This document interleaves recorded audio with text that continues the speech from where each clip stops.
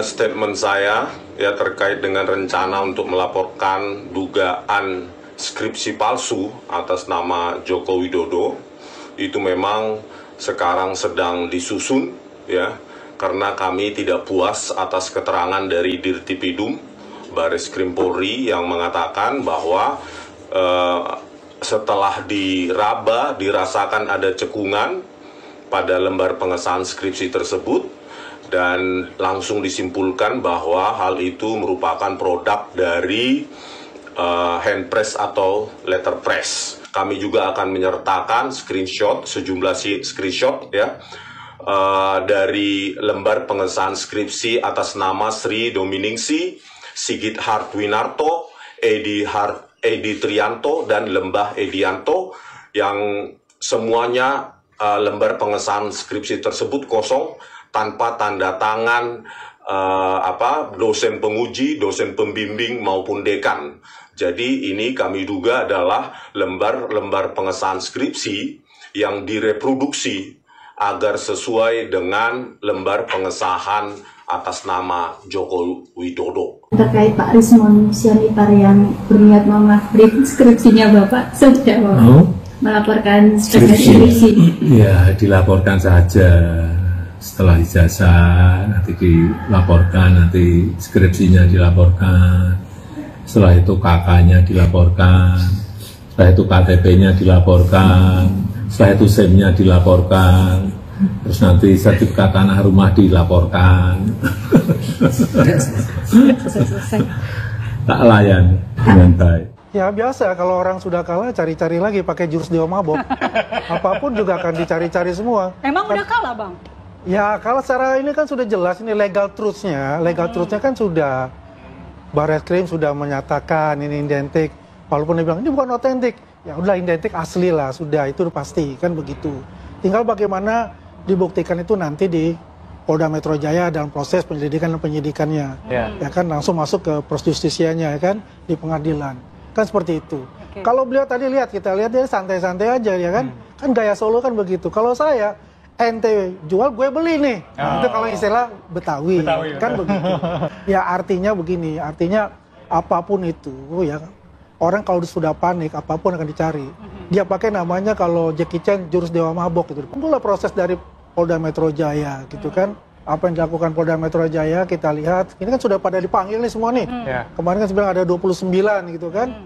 Dan saya mungkin juga nanti akan ditambah lagi ya saksi-saksi yang akan dipanggil ya. Barang-barang bukti juga akan ditambah sampai titik terang benderangnya itu sangat jelas sekali. Jadi tidak bicara hilal-hilal lagi nih.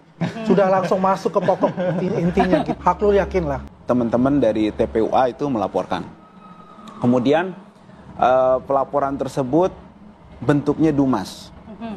Baru sekitar April ya 2025, itu berapa bulan kemudian itu ada proses selanjutnya, ada penyelidikan dimulai gitu. Kemudian di sisi lain kita lihat laporan Pak Jokowi soal pencemaran nama baik ya, itu dilaporkan di bulan April. Langsung di bulan Mei 1 bulan kemudian berproses. Kemudian ada keterkaitan ya, diduga kuat proses di bulan April tadi yang menindaklanjuti bulan Desember itu, karena memang quote unquote mau untuk mengakomodir yang bulan April tadi untuk pelaporan Pak Jokowi tadi. Ini menurut saya tentu saja menimbulkan keprihatinan di masyarakat terkait keadilan tadi. Dilanjutkan lagi dengan proses dari pihak Mabes Polri memastikan ya untuk masyarakat itu ya. Jadi kita diminta masyarakat itu, terutama para pelapor ya, yang mempermasalahkan, untuk meyakini kepercayaan institusional dibandingkan verifikasi empiris itu sendiri. Sehingga masyarakat tidak percaya, kemudian mempertanyakan juga dengan kanal-kanal lain. Kan keadilan seperti itu. Kalau tidak bisa lewat yang satu, dia akan mencari seperti air, seperti itu. Itu menurut saya yang salah satu problem sehingga menyebabkan drama Korea ini tidak selesai-selesai. Saya rasa ya kalau ini kita ada jalan tol, ada jalan arteri gitu kan. Tujuannya kan sama kan. Ya kan masalahnya. Jadi lewat satunya lewat jalan tol. Ya ini misalkan ini kan lewat Dumas itu kan. Tetap aja kan tetap diproses itu kan. Apalagi ya dari tim TPUA yang diwakili Pak Egy Sujana ya kan melaporkan masih ke Bareskrim. mungkin saja barang buktinya itu tidak komplit, tidak lengkap kan. Jadi ditunggu untuk dilengkapi kan bisa begitu. Ya, yang jelas kan begini, itu sudah ada gelar perkaranya, hasilnya sudah ada. Apakah tidak disaksikan oleh ya yang menggugat itu salah sendiri. Kan sudah diundang. Tapi kan Pak Egy nggak pernah datang di sana untuk melihat gelar perkara itu gitu. Nah, ini terjadilah hasil itu, dan kita percayalah kepada lembaga negara. Kalau kita nggak percaya lembaga negara, lembaga mana yang mau dipercaya gitu loh. Saya sebenarnya tidak heran ya, peristiwa ini akan bergulir terus gitu, nggak berhenti-berhenti. Kenapa? Karena Pak Jokowi ini kan masih jadi perhatian banyak orang. Ya. Nah, peristiwa yang kayak gini itu terjadi karena kalau kita lihat ya, Pak Jokowi itu politisi, negarawan yang berhasil melakukan, kalau di komunikasi politik namanya personalisasi politik. Iya, betul. Jadi banyak hal gitu, kemudian lebih yang diingat Pak Jokowinya dibandingkan yang lain-lain. Misalnya kebijakannya atau apapun lebih dominan di Pak Jokowi. Nah, personalisasi politik yang kuat ini Pak Jokowi ini kan brand yang kuat ya di politik ya. Memunculkan gitu ya, resistensi, memunculkan pihak-pihak yang katakanlah kalah, tidak puas atau apa.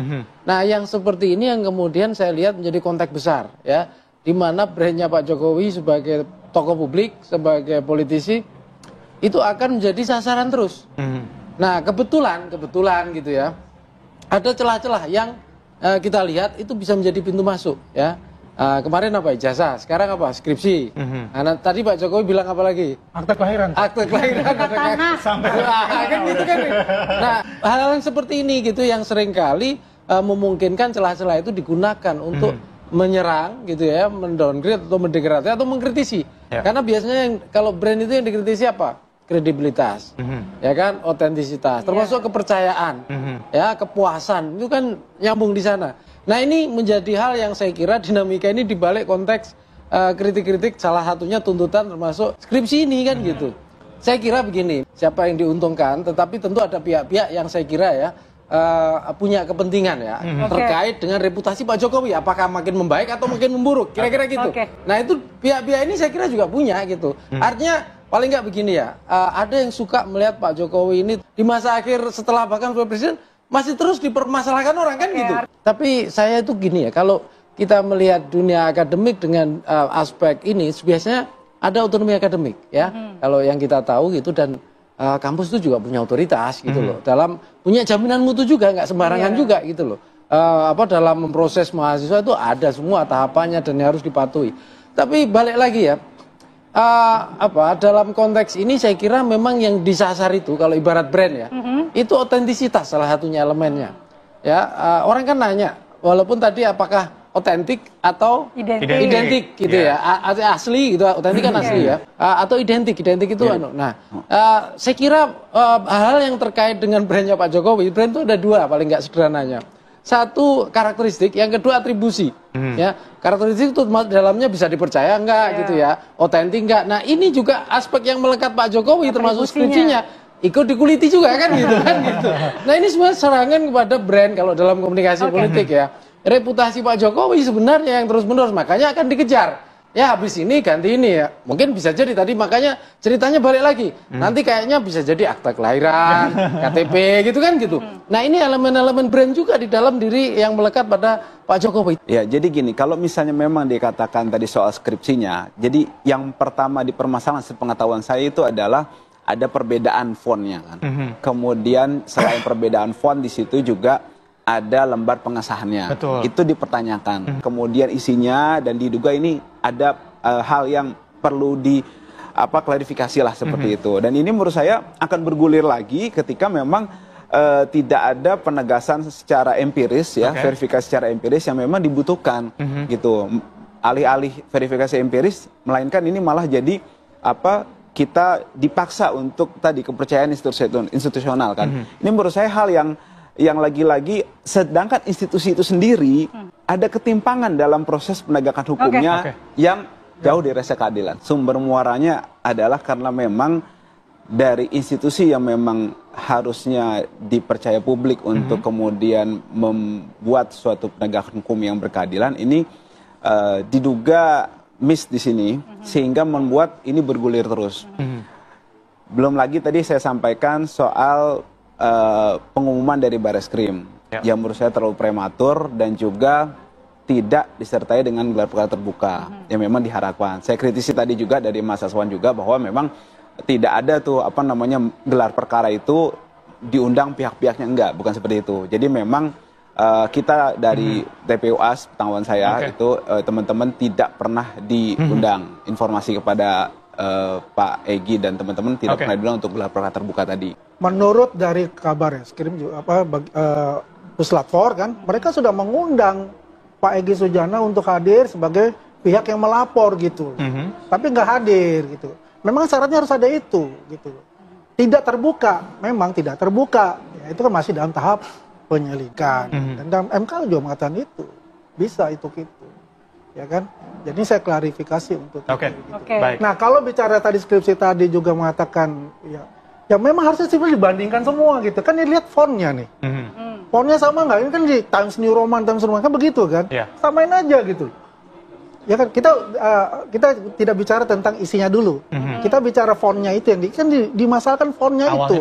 Sedangkan Puslap mengatakan ini kan analog, handpress, ya kan? Ini sudah jelas gitu.